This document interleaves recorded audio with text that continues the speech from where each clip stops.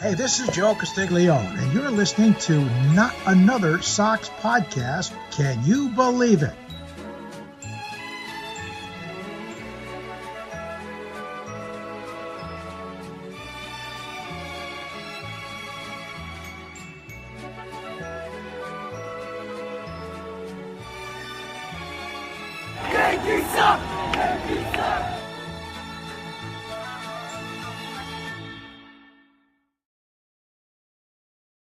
Buenos noches, amigos, and welcome to another episode of Not Another Sox Podcast. I am Jack Webster with our producer, Ian Doran, coming at you live from the blizzard in Providence, Rhode Island. Fellas, we survived the off-season. We did it. We're now officially in the not off-season, though we could still sign Alex Bregman any day. Oh, man, yeah, if Mike Pence has the courage to stand up and do what's right for this country. Has the fucking courage. Yeah. We made it through the entirety of the off-season. Felt like a really long one. Yeah, mostly because we weren't playing that much in October again. So yeah, that makes it longer if you have to wait an extra month. We did have the shortest possible October run of exactly one win, leading to exactly... No, it could have been one. It could have been less, even, technically. No, because if it was less, we wouldn't have played a single game in October. Oh, I guess that's true. We would have been done by the end of September. No, that's true. Wow. Yeah, haha. Yeah. Take it Semantics. from me. I'm a calendar. Yep. Yeah. How are you feeling after the off-season? You know, it's a little bit of a mixed bag for sure.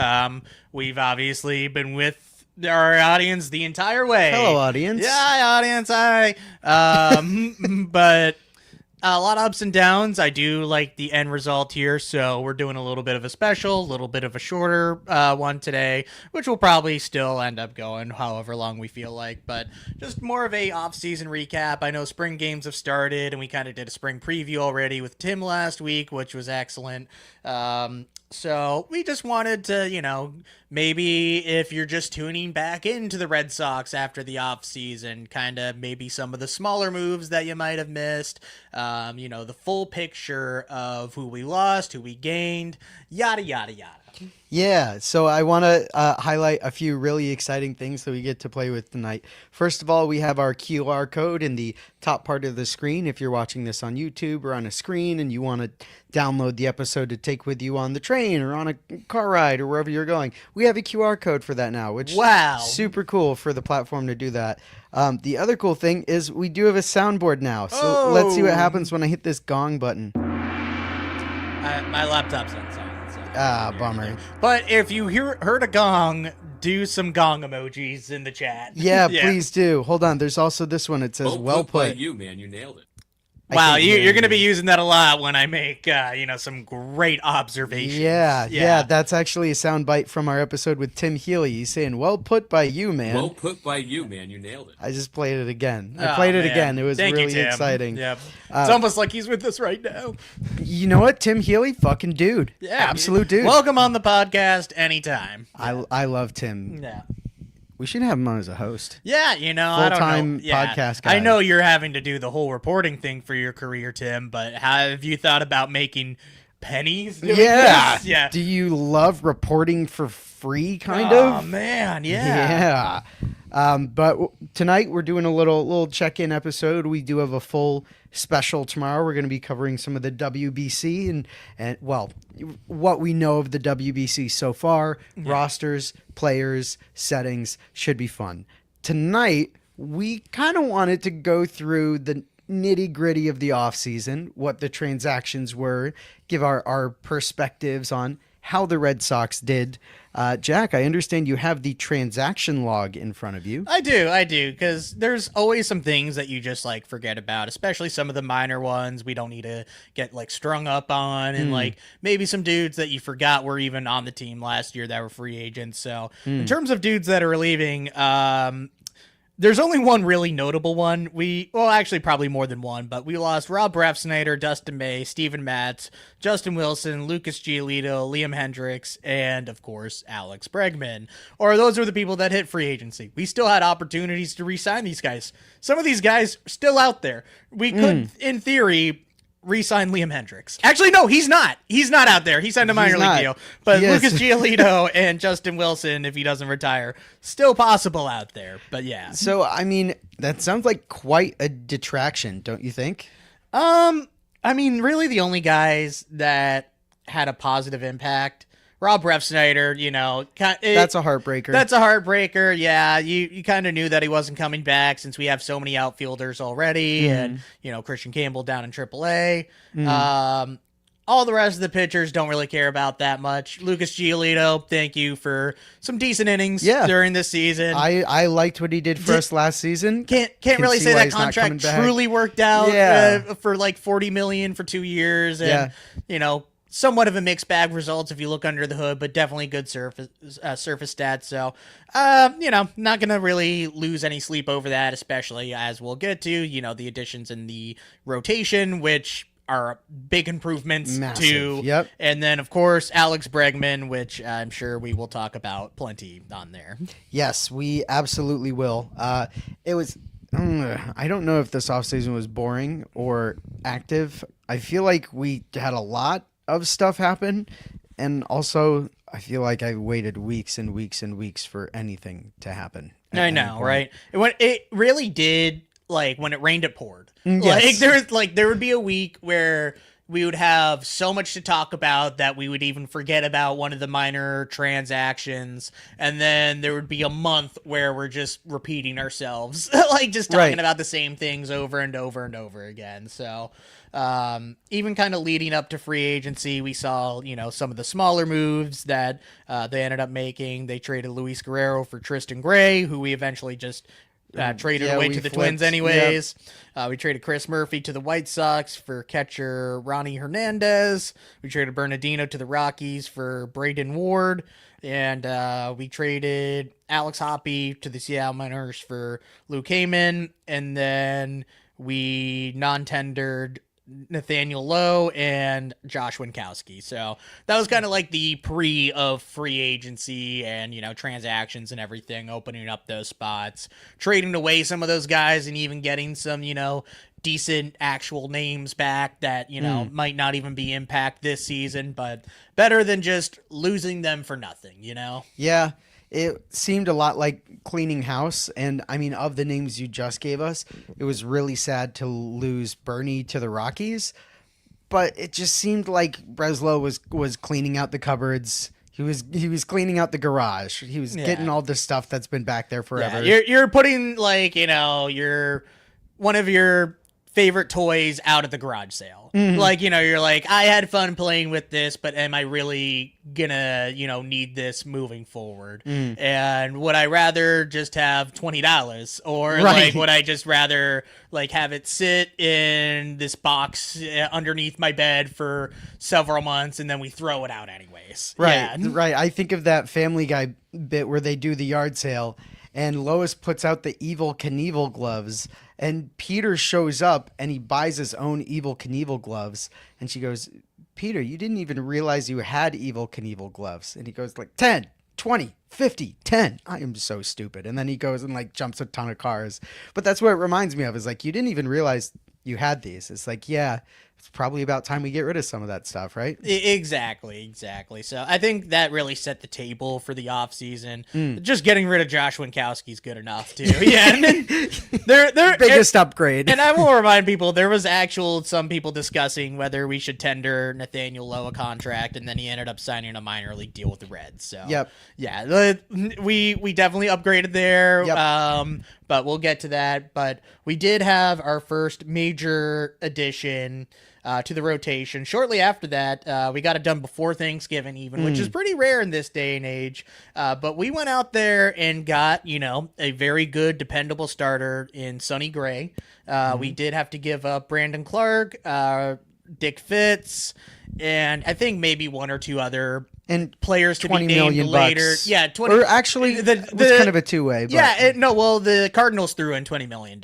Yes. So we didn't include any money in that. We did take on $21 million, which is very reasonable for Sonny Gray. Right. I think he adds a lot of stability to this rotation, extremely consistent, has a lot of really good under-the-hood stuff, which makes sense why Breslow would, circle him. For $41 million, might pass, but for $21 million and, sorry, Dick Fitz, you had no place on here. And Brandon Clark, a lot of upside there. Already facing some injuries this spring. Yep. So there's a lot of reliever risk there. But for someone like St. Louis and Heim Bloom, makes a lot of sense for them too. So that one, I truly still one of my favorite moves of the offseason because it addressed such a big need and, really helps give us the best rotation in the American League. It does. Also, him and Breslow have kind of a similar pitcher profile. Like I get Breslow as a lefty and Sonny Gray's a righty, but they're both very much like deception guys, use off-speed pitches, weird arm angles, things to fool with the pitcher. And Craig Breslow was a dude for us at one point in the 2013 series, as you posted the other day. Yeah, he was an up and down guy. So that one... Yeah, I can't really say enough good things about that trade in terms of, not really giving up anything that meant anything to us in 2026 and beyond. And, I think a lot of people were expecting something bigger right off the bat. Right. Especially since, we did want to add on more to the rotation, have a number 2 with upside and everything. So I think people got upset with it at the time. I was always on board with it, and I think, even looking back now, it's even better. Yeah, and think of all the other names that we were looking at that point. We were looking at Joe Ryan. We were looking at Ketel Marte. At that point in the offseason, there were a lot of big names put onto Red Sox fans' plates really quickly. And, how lucky are we that we actually didn't end up getting Joe Ryan, who's already out with back tightness. So he'll probably be back for the season, but, it makes you feel better about Sonny Gray. Yeah, at the end of the episode, I think we'll highlight one guy each where that was the one that we wished, or the one that got away. Sure. Yeah. So we'll do that at the end of the episode. Sounds Since good. we could go on and on about, Kyle Schwarber, Pete Alonso, Joe Ryan, blah, blah, blah. But we're focusing on the moves that were made. Yes. Yeah. Yes, because that is what we are reviewing tonight. We are not reviewing the moves that we didn't make. Except for one very notable one. We will talk about that. We absolutely will. The moves we didn't make could honestly be its own episode if we ever chose to do that. But here's what is tangible and right now. What was the second move we made after Sonny Gray? And then I would love to know about your fit. Oh, yes, yeah. So the second move happened December 4th, and this one came really out of left field for most people, except for just one random dude on Twitter that just had it hours before. Right. But it was the Yostinson Garcia and a few other prospects for Johan Oviedo, Tyler Samaniego, and another catcher, Adonis Guzman. So that one I think really caught a lot of people by surprise, including ourselves, since, we made the Sonny Gray trade and then we, get another pitcher, and he's not, the number 2 that you might expect, but he does have team control. He has an option even, and, in terms of what we gave up, Yostinson Garcia, and I forget who else we even included in that trade, and Jesus Travieso, who I'm not familiar with at all. You get, someone that obviously seems like a very big Craig guy in Oviedo, and he's the headliner of that. Yep. And, I think most people, including Tim Healy last week, have him penciled in as the number 5. I think I'm going to wait and see till, near the end of spring. Wait and see. Hashtag wait and see. Nudison. Yeah. But I like that move a lot. Really doesn't hurt you at all. Yeah. I like the San Diego, or however you might pronounce it, as a lefty addition with, 3 options going up and down between Worcester for the next few years even. Right. So do I want him to be the lefty reliever out of the bullpen? No, I still hope we make another move even, that is very possible. If not, I think likely. But in terms of, lefties available on that shuttle up and down, I like that out of the bullpen. He seems like a very big Craig type of pitcher. So I don't think we've seen him in spring yet, or I've only been able to watch a little bit here and there, but I'm excited to kind of see what, he might bring to the table, and Oviedo, obviously. And, we had like 50 catchers, so. Yeah. Yes, we did. A lot of things to break down for what we have seen so far and what we still have to see. But why don't we start with a little fit check? Oh yeah, feeling pretty patriotic today, which I can't say too much over the last year plus. Right? Yeah. But yeah, we got the USA. We're doing the WBC special, but some of people might be, in tune to other sports. We're not another hockey podcast. No. But, sports happened today. America happened today. We did beat Canada in the Olympic gold medal game. I'm not going to be mean to Canada. We love Canadians here, specifically one of them. Yes. But yeah, we got the number Justin 20. Bieber. Yeah, we got the number 22. Mr. Roger Clemens, and unfortunately it is his Yankees number. I wish it was a 21 where the Red Sox can just pretend to retire it once Roberto Clemente gets retired league-wide, but and then we got the USA hat, so feeling good about today. Was watching it in the office with a bunch of other people and literally just jumping up and down. Yeah, exactly how I like every year I post on July 4th the meme of George Washington pointing saying have fun at work tomorrow, England. And then the other 364 days I'm like, man, I am getting overloaded with all of the divide and political discourse going on. Yep. But that being said, USA won gold today. I let out a little eagle screech when it happened, and that picture of the most incredible save of all time has been going viral, which it should be. Absolutely, yep. So thank you for sharing that. Did we happen to hand Canada a second L today? And then during L. spring training too. Ooh, yeah, yeah. That game was hilarious. I was only able to watch half of it. It was yeah. hilarious. Also, a lot of promising things. Really high exit velocity from Jarren Duran. Scores don't matter in these games, but Red Sox held a lead. You love to see that. Yeah, barely, but barely. Yeah, they made it. Hopefully, they don't cut it that close again. Yeah. But what happened after Johan Oviedo? We did have to DFA Cooper Criswell after that, which is very sad. Coop Troop salute forever. Troop salute. Yeah, honestly, a bit sad. Didn't really make a ton of sense on this roster, especially when you have, so many starters competing for that 5th spot, and one of them's going to end up in the bullpen anyways. Cooper Criswell was out of options, so you would have had to keep him up on the major league roster all year. So sucks we didn't get anything back for him. Would have been nice to have him around. I thought he did a good job. I think even the Mets DFA'd him at some point. I don't know where he's at anymore, but no need to really dwell on that one too much. Thank you for your service, Coop. You great 2 years with us here. Thank you very much. Then after that, really just clearing up a 40-man spot.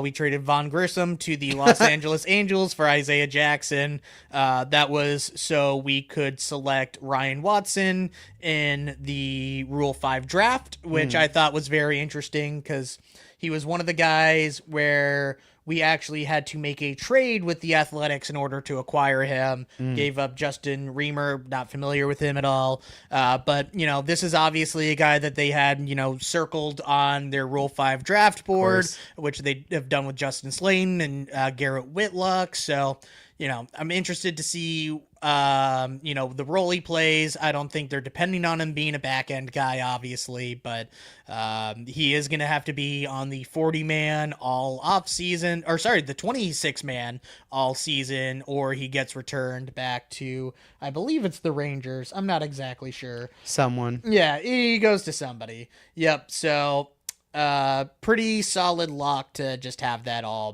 be together. For him to be there and be a part of the, equation, I should say. Yeah, he's going to be interesting. And like you said, worst comes to worst, we just give him back.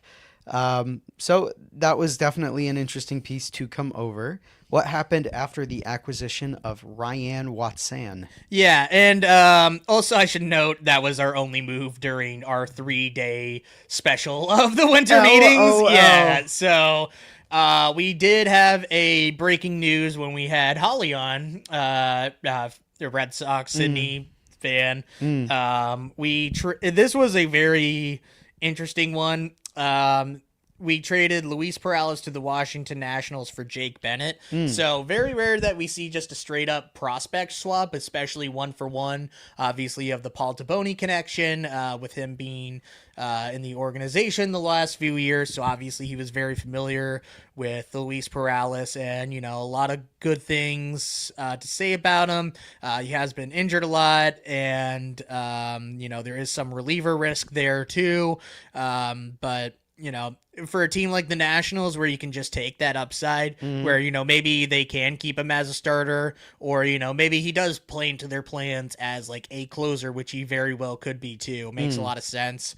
We got back Jake Bennett in the deal, which, in terms of like prospect ranking, slightly lower than Luis Perales, but I think, still makes sense for the type of guy that Craig has clearly targeted in terms of, tall lefty extension. Yeah, it shocked me if you've heard this one before. So yeah, been some good reports of him out of camp early so far. I think they're going to keep him as a starter down in Worcester, where I think they might have put Luis Perales in the bullpen even. Right. So I think it was just more of a matter of, needs for this team versus kind of wants. And at the end of the day, it doesn't make that big of a difference either way. No. We'll see, I guess. It's a prospect trade, right? It's a prospect trade. We'll find out what that does for us at a later date. At a later date, exactly. Yep. So Jake Bennett came over, and then what? Yep. And then right before Christmas, right? Yep, I know. Well, we were right after our biggest interview that we've ever had. We traded our good friend Hunter Dobbins along with Yoiker Fajardo and Blake Aida to the Cardinals for Wilson Contreras, where, very much hurt trading away our friend that was so generous with his time. Yes. and also good pitcher. Good pitcher. Good guy did to have well on the for roster. us. Yeah. But, and when you look at all the crop of pitchers that we have, even competing for that fifth spot and, down in Worcester as well, you could sacrifice that for an area of heavy need, which was a extremely dependable and serviceable first baseman. Is this guy gonna be winning MVP or getting back end votes even? Probably not, and that's fine. Because we haven't really had just a consistent, dependable first baseman since Mitch Moreland. Yeah, which is getting farther and farther away at this point. Yeah. He played third.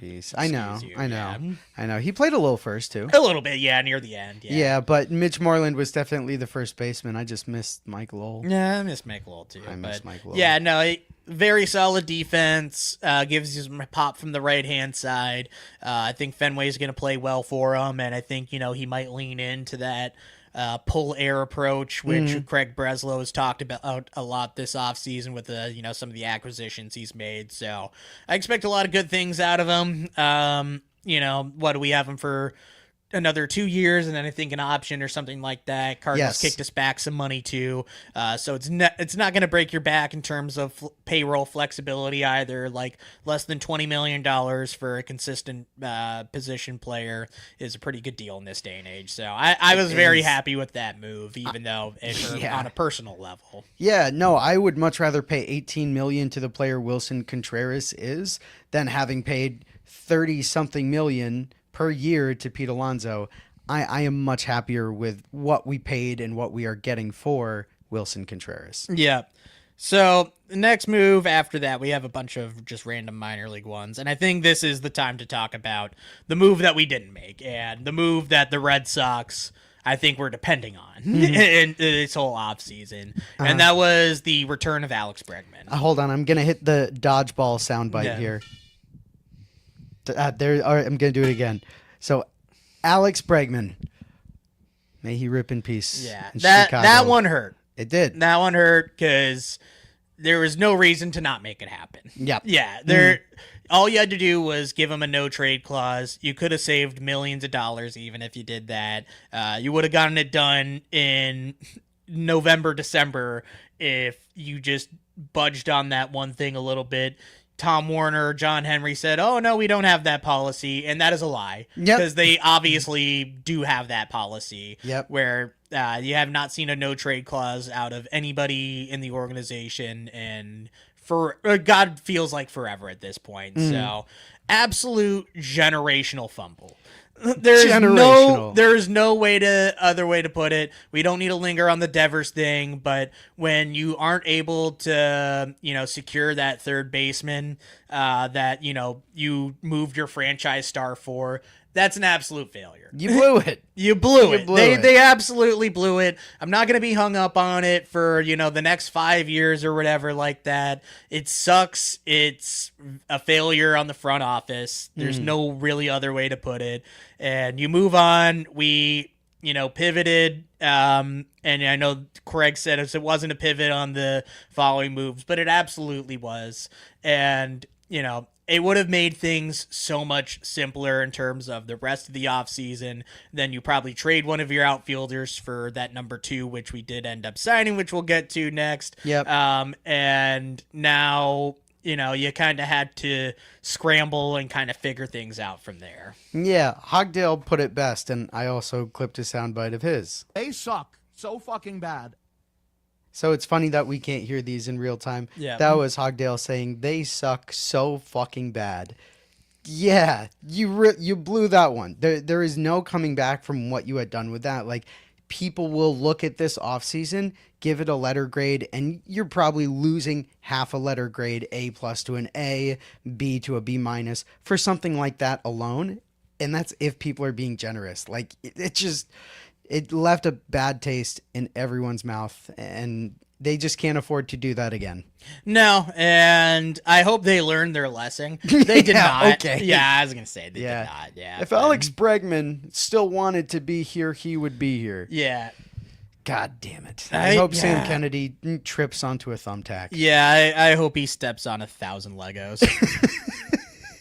So dies. Yeah, I hope every morning when he puts on his shoes, it just feels like he's stepping on Legos. Yeah, I hope he gets hit with a dodgeball. Yep. I can't wait to listen to this. Yeah, no, I hope everyone has fun listening to this. So losing Alex Bregman is a notable non-signing of the offseason. Yeah. What happened after that? Well, then we did have our pivot. Another, of course, Scott Boras client, where it was Ranger Suarez coming over, and this was the number 2 I think a lot of people were expecting. Or I don't think we were expecting Ranger Suarez specifically at the beginning of the offseason, but it circled, a lot of needs that you have. Of course, we were very happy with the Sonny Gray acquisition, and we were, happy with Oviedo, but this is a guy that for sure can go after Garrett Crochet in the playoffs. Yes. I feel good about Sonny Gray. Some people weren't. That's perfectly fine, but there's no way of arguing that Ranger Suarez is not your number 2 on this ball club. Yeah. And, it gave him 5 years, 130, so roughly $26 million a year. Not even crazy for a pitcher. Of course, no trade clause. So we can just dump him in a few years, anyways. Yeah, stupid. But yeah, that was a move I loved. I mean, there's no replacing Alex Bregman, as we'll talk about coming up shortly. But in terms of adding value to the ball club, he gave you the best rotation in the American League after that. He did. And I mean, when you can have Brian Bayo as your number 4 and you have a competition of sorts for your number 5, that's just so deep in terms of, guys that we can call up, whether it's Connolly Early or Payne Tolley, and you still have Patrick Sandoval in that mix and everything too. So in terms of, guys that, make an impact and contribute to the all-around value, like Ranger Suarez is probably the biggest move that we made this offseason. I think it's not even particularly that close. No, I mean, it was the most amount of money. It was the most amount of years. Ranger Suarez, on paper, is the biggest move you made this offseason. Yeah, absolutely. And thank God we don't have to worry about Garrett Crochet, hitting free agency, and you know you have you have your 1-2 for the next 5 years now, even, or at least 3 to 5 years, even if you're pessimistic about everything. So that was a great pivot, and it was a pivot. Like, let's be real here, because if we signed Alex Bregman, we're not also signing Ranger Suarez. Correct. Yeah, which you can even argue that the Ranger Suarez contract is a better value than what Alex Bregman might be down the road to. Sure. And I would not argue that because of what this club needs. We would have been, still good without Ranger Suarez and having Alex Bregman, and we did figure out the whole third base, situation after that. But yeah. Yeah. Alex Bregman also, did a lot for the team off the field. So, I mean, you could definitely argue from a dollar standpoint, Ranger Suarez in the next 3 to 5 years might look better, but it is hard to lose Bregman for what he did for guys like Marcelo Meyer, Roman Anthony, the team at large. You just lose a lot of familiarity and leadership with that. So, yeah, there's no replacing that. I mean, you have Trevor Story there, and I do also love bringing in Wilson Contreras for a lot of the Latin players in the clubhouse. Yes. Since I remember Devers talking about, like, he didn't really have a lot of, after David Ortiz left, there wasn't a lot of Latin players, in the clubhouse to really look up to, like in terms of veterans at least, or, a lot of them were pitchers. So I think having a position player there, especially for guys like Wilyer Abreu and Carlos Narvaez and Cedon Rafaela, is really gonna help the clubhouse a lot, and have some different voices. He's won a lot too, so that one I think is gonna help the off the field clubhouse personality as well. It is the closest I think you could get to replacing what Bregman brought to this team. Yeah, exactly. Closest you can do. Yep. Would have loved to have them both, but world's going to keep turning. Yeah. So, after the acquisition of Ranger Suarez, did we have any other major moves? Yeah, we still had a few here. So, the next one was the salary dump of some sort that I think we were expecting in one way or another. So, you didn't know if it was going to be Masataka. You didn't know if it was going to be Patrick Sandoval, and it ended up being Jordan Hicks. Thank God. Yeah, thank God. Like, whenever I was doing, like, the, like, bullpen write-up, who's going to be in there, like, I always just, like, winced when I saw that I had to put, like, Jordan Hicks in there. That is such an addition by subtraction, where we don't have to pretend like this guy can figure it out. Like, he sucks. He's fucking awful. Like, he was bad when we acquired him, and he got even worse. We were like, oh, you're going to put him in the bullpen, and he's going to be his old self. But he wasn't throwing 103, 104 anymore. It was 98, 99 to 100, which normally is good, but he had no control over it. It was very flat. Yep. He didn't really seem to vibe that well with the team either. I think him being part of the Devers trade and being a salary dump in it got to him as well. So sucks that we had to include a guy like David Sandlin in there, because he could have been, a pretty good piece in the bullpen for us. I think he's going to have a chance to start with the White Sox and kind of be stretched back out again. So it was the best thing that could have happened to him. And hopefully, we have tried to get him on. He has agreed to, and, one day we'll hopefully make it work. So at a later date. At a later date, yeah. David Sandlin, total dude. They protected him in the Rule 5 for a reason. Sucks that he ended up leaving our team to move to Chicago. But like you said, I think there's a lot of good available to David Sandlin on the White Sox. Yep, absolutely. And then just a few waiver pickups. We got Mickey Gasper, and we got Shea Chang, which I hope I'm still pronouncing right. Those are, dudes where I would be surprised if they last the whole season. They have options, yada, yada. So that was more of a table setter for, the eventual third base acquisition. There was, every name thrown at the dartboard here, and it ended up being a dude where I think a lot of people didn't have him circled on there, but Caleb Durbin coming over from the Milwaukee Brewers. Had a slightly above average offensive profile, little pop, 11 home runs, played very good defense, which I think made a big difference or was very much needed, I should say, after signing Ranger Suarez and having a guy like Brian Bale on your club, which you chose to hang on to after listening to offers, at least in the offseason. Yeah. And, that was one of probably the bigger non-moves, which we could probably talk about as well. That one, I was very happy with in terms of the guys that we gave up in Kyle Harrison and Shane Drohan and David Hamilton. These were also dudes that, would have probably had some impact on the major league roster. But, not only did you get Caleb Durbin, you got Andrew Monasterio, and I think his name is Anthony Siegler. Yep. Along with a round 2 comp pick, the 67 pick. Yeah.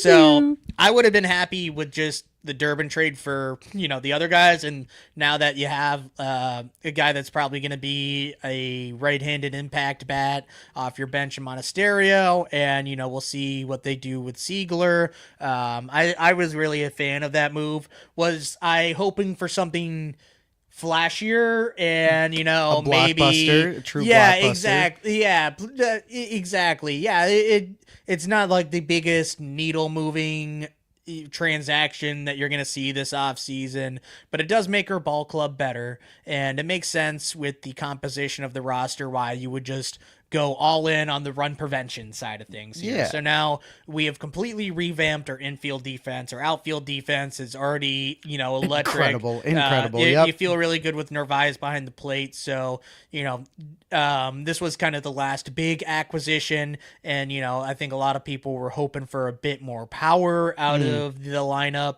especially after Craig did talk about that. But he did deliver on improving the infield defense mightily. Yes. And I think, when you look at the whole picture of the team in terms of the rotation, defense, bullpen, which I even like more than Tim Healy, you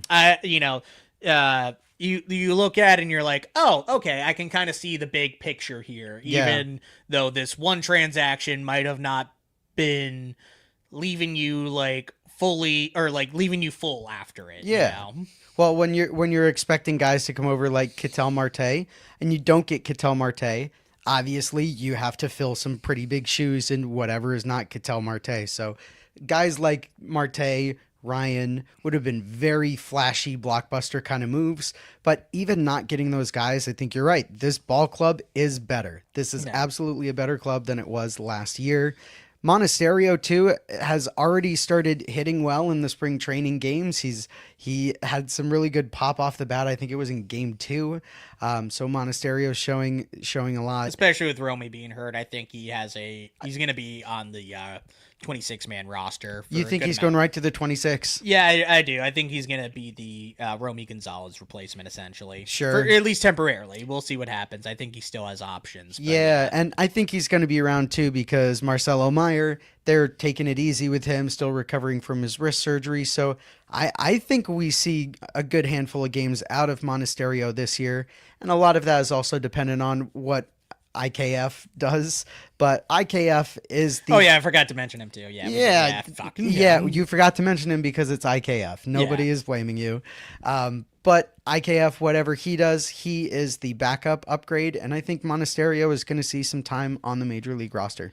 Yeah, absolutely. And just IKF quickly, I think it makes a lot more sense after about the Romy injury, which obviously the Red Sox weren't announcing, but still, even apart from that, made sense. I think some people were worried that he was going to be the replacement for third base or whatever, right? And that was never the case. It was, it's like the Simpsons meme. Boy, that was a scary couple hours. That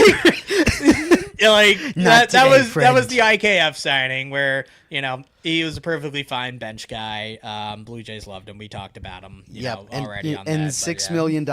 I mean, it's hard to go wrong with a deal like that. So the other guy that seems to have a ninth life this year, we kept our current catching tandem in Narvaez and Wong, and there was a lot of talk about making upgrades there somehow, but you're getting another season of Narvaez and Wong.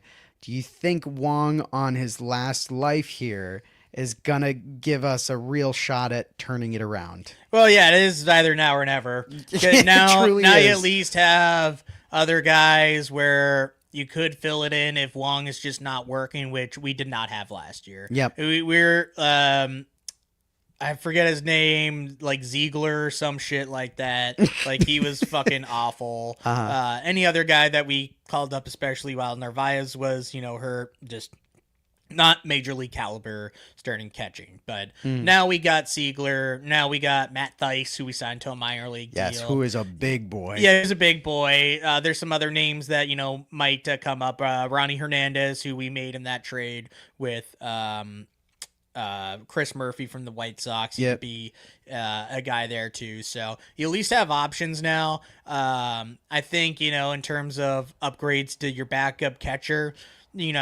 it's thin. Not a lot. There's just not a lot of good ones out there, and teams with a good backup catcher aren't exactly eager to, give them up either. So glad it wasn't JT Real Muto, because that would have made just no sense. Yeah. Same, because he is not a defensive catcher anymore. No. And his offensive numbers are going the wrong way pretty fast too. And you heard them kick the tires on like Victor Caratini, who got like a 2-year deal. Exactly. So I think, if they had the opportunity to truly upgrade at catcher, they would have taken it, but I don't think there was really a lot of opportunity. So it is what it is. Hopefully you get something more out of 0 home runs than Connor Wong. And sure. Yeah. If you get Carlos one home Narvaez, run out of Connor Wong, it's an improvement. Yeah, exactly. And I think they really do trust Carlos Narvaez to be the everyday catcher. Apparently he was playing even hurt a lot last year. So I'm hoping that, if we get the same production out of him, I'll be happy. But I think there is even room for more production, even especially on the offensive side of things, since he was so good with the glove. But I wasn't too surprised with that. I was more surprised we did not trade an outfielder.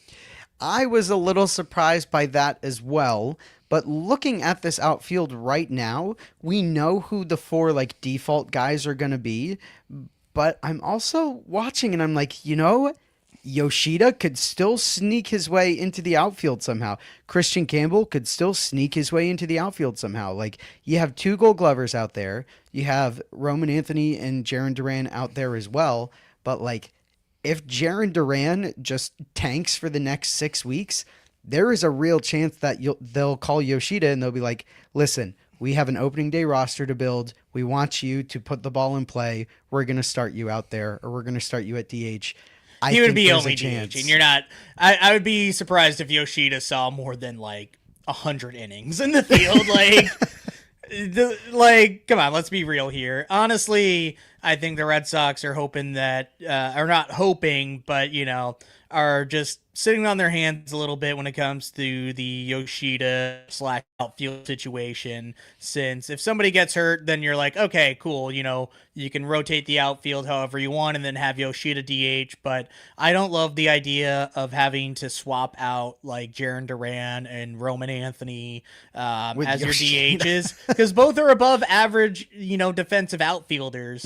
And it really just, if you have one of those 2 guys as your DH, here and there, that's fine. But then Massa literally has no role in this club at all. He brings 0 defensive versatility. He is left-handed, so it's not like he's even platooning with some of these guys out there. And, you're getting everyday at-bats for Jarren Duran and Roman Anthony between those 2 over Masataka, unless if he really just proves it, Sure. But, I don't think he's going to have that opportunity. So I think, if everything, kind of stays the way it is, I think they just essentially salary dump him. They'll maybe attach a prospect and send him to Houston or someone that's just looking for, a guy like that, and they essentially bite the bullet on it. So I think that's a bit of, a nick. And when we're going to give our off-season grade is you didn't figure this problem out that you have. And we've known it's going to be a problem for a full year now. Yep. And it's still not resolved.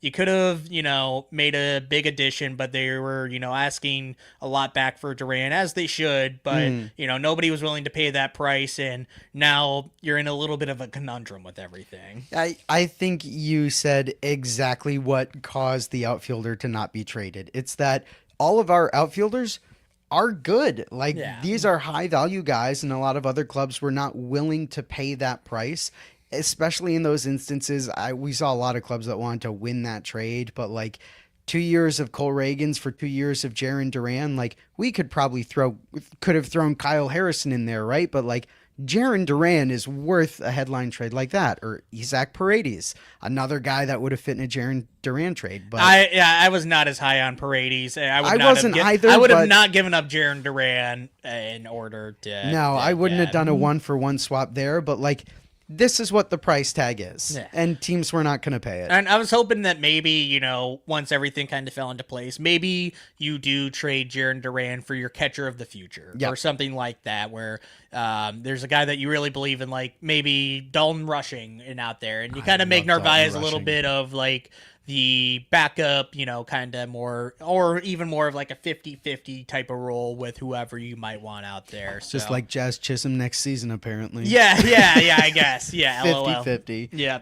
So that one definitely is, I don't want to even call it a failure, but just unsuccessful from Craig Breslow, that you still have this problem, and it does affect the final grade. Still coasting a bit, you think? Exactly. You wanted to see yeah. the gas, and you saw him coasting. Exactly. Yeah, Yep. totally understood. It's not very aggressive or decisive. No. The asking price was definitely aggressive. Yep. Yeah. Yeah. And I thought, after Kyle Tucker and Cody Bellinger signed, that like a team would get desperate, and it just never happened. No, and after those guys signed, I mean, I bet Jarren Duran's probably pretty high on some of those lists. But Yeah. if you're not going to pay the piper for that one, then we'll keep him. We'll keep him No. in Boston. We're fine with that. So lot of moves happened this offseason. I mean, we expected this to be a 20-30 minute episode. We're going on 46 minutes as of right now. But that's totally okay, because I fucking love this team, and I love that baseball is back, and spring training games look good, and the players look good. So the ultimate question is the grade. So I would first ask you from an academic perspective if you would want to give them a letter grade, or what we typically do is we'll put it on a pitch count. If the Red Sox are up to bat, what is the pitch count for the hitter on his next swing? Do you have a preference which one you would like to give I like them? the pitch count. I think Everybody's so, giving a too. letter grade, and it's all I semantics. think the but pitch count makes more sense because we are behind home plate right now. So Yeah. if we're stepping up to home plate, the Boston Red Sox, what do you think the pitch count is for this team in the offseason? I think it's a full count. So Full count. Yeah, there are some moves where, obviously it's, a ball, it's great for you in terms of the additions that we made. I think, in terms of some of the problems that you didn't resolve, obviously, like we talked about here, do ding you a bit. Losing Alex Bregman dings you a bit. We could still add another lefty reliever. Not too worried about that either way. But it's not perfect, but you're still in a good position to, get on base, work a walk, get a hit. But you could also, still strike out. You could just chase a could. slider in the dirt, and a lot of things could go wrong too. So I think there is, I feel like we did improve this offseason. Yep. I feel like, we are in a better position to make a deeper playoff run. I'm hoping that we compete for the division. It is obviously going to be tough when you talk about, the Blue Jays, which improved, the Yankees, which stayed the same. And, is it going to be enough? Could you have really gone out there and made it a full count or a 3-0 count also? Yeah, you easily could have. And that's why, when I was talking about before, big picture, it's still good, but it could be better. Yes. Yeah. And I am with you on the full count. And here's kind of how I look at it is right away, you catch a ball. There's a slider in the dirt. You get a ball with Sonny Gray coming in from St. Louis. You're ahead in the count right away. And then some of the trades you did, Ryan Watson, Johan Oviedo, Jake Bennett, all really great reasons to think you're still ahead in the count. Wilson Contreras coming over, you're ahead in the count. Ranger Suarez, you're doing really great at catching the things that are going to put you on first base, put you on second base, wherever you're going. Losing Alex Bregman, not signing a true power hitter, like that is where the strikes come in for me, is that your offensive profile may be slightly better than last year, but you did not do what you went out in the offseason to do. And you said out loud, Yes, we want a power bat. We want Bregman back. You didn't get Bregman back. You got Wilson Contreras, who's like maybe the replacement in that offensive scenario, but you lose Alonso, you lose Schwarber. There were a lot of guys out there the Red Sox targeted, circled, did not get. Yeah. So we did, tease it at the beginning of the episode. If there was one move that you wish the Red Sox could have made this offseason, who would it be? If there was a move I wish the Red Sox could have made, I am still high on Ketel Marte. That was going to be mine too. Yeah, but if so, I won't do Ketel Marte then. No, you got it. Yeah, go ahead. All right. I think I would have paid the piper for Ketel Marte because, at least based on what I'm hearing, is one of Tolier early, and Meyer and another prospect. I think it was Arias in there as well. But the second they included Myers, where it got shut down. I fucking love Marcelo Meyer. To get the caliber of player for $18 million in Ketel Marte, I, as the GM of the Boston Red Sox right now, pay that price for Ketel Marte. Yep. I 100% agree. You stole the words right out of my mouth where you were, you got to pay the piper. They were asking for the moon, and if we gave up, Meyer, one of the young pitchers, and some other slapdicks, this organization still would have been fine. Yes. You would have gone out there and, figured out third base, whether that was still Caleb Durbin. I don't think there's a world where you have both, Ketel Marte and Alex Bregman. Yeah, it would have been doesn't nice. make the most sense in, the entire world to have two of the similar profiles there, but we would be talking about acquiring the best second baseman in baseball. Yes. I don't think there's really even a close second, no matter how good Jazz Chisholm thinks he is. Yeah.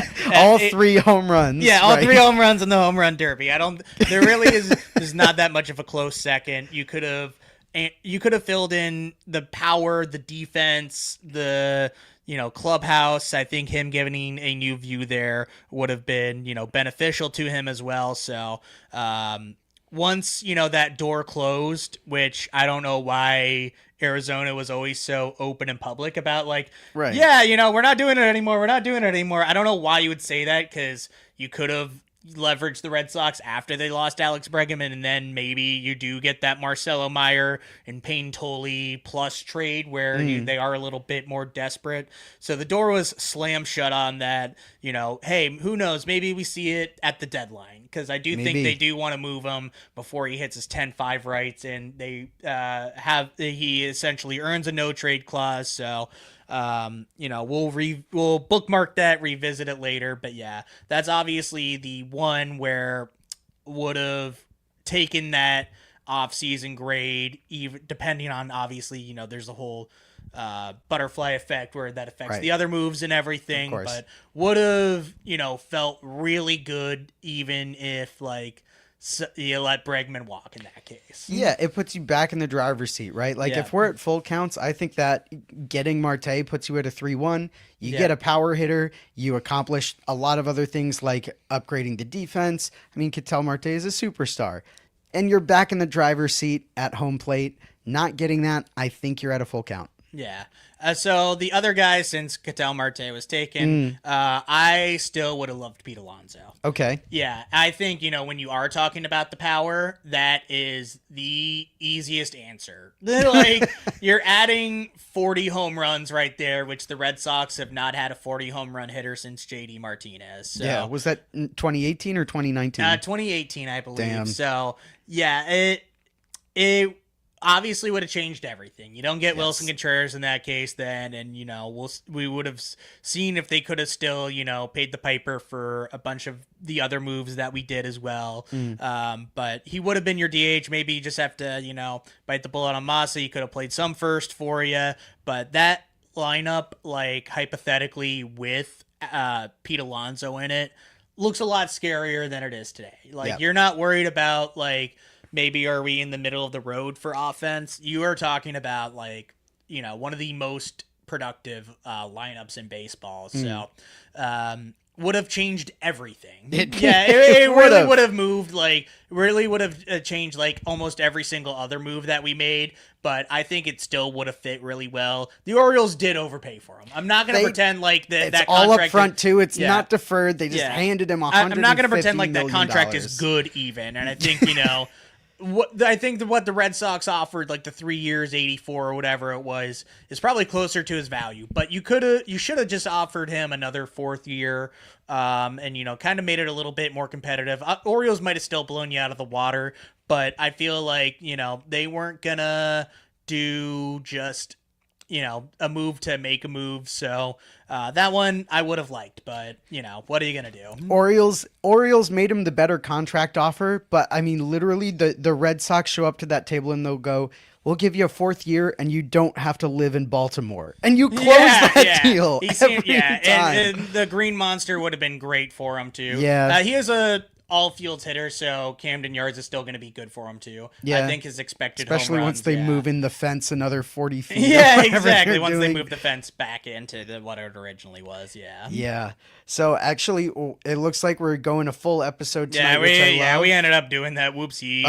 Ruh-roh, but we hope all you listeners enjoyed. Obviously, like, comment, and subscribe. Thank you. We'll be Believe back Network. tomorrow. We definitely Yeah. will. With our last couple minutes here, I guess. Here's the game that I have for you: is the Cardinals trades between Wilson Contreras and Sonny Gray. Put one of them back.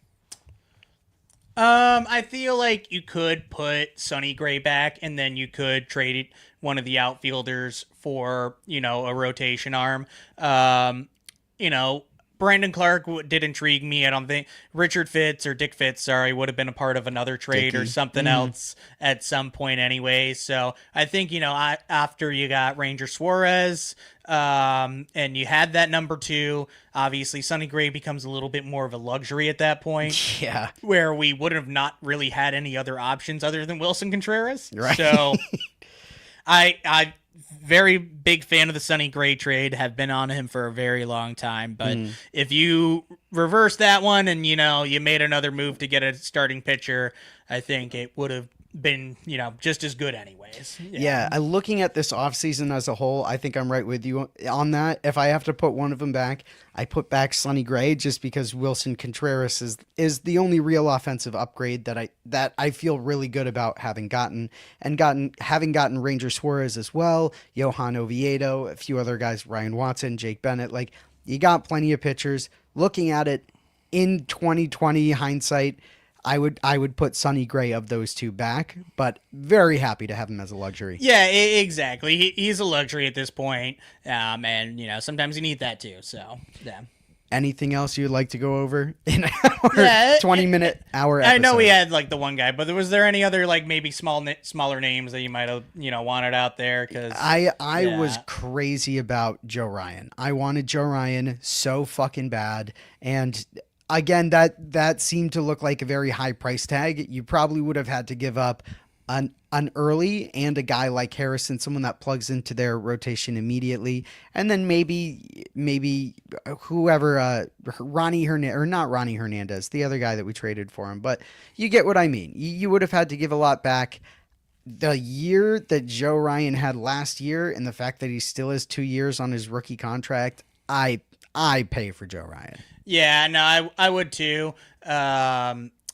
I do even think Ranger and Sonny Gray can be better than him for this next year. Yeah, but in terms of Fitz, I think would have made a lot of sense for both sides. I don't know what the fuck the Twins have been doing this offseason. Yeah, very middling, horrible. like not committing either way. They're selling the team, but keeping it in family. Right. Pablo Lopez now out for the year. Yeah, Pablo Lopez exploded. Yeah. Joe Ryan, man. he should be fine. He might miss the WBC now, but yeah, we'll talk about that tomorrow. Yeah. Yes, we will, with this incredible rotation the USA has together. But tomorrow's episode, for everyone watching live, tune in with us tomorrow. If you're catching this on podcast, get prepared for 2 posts this week. Check out our Twitter.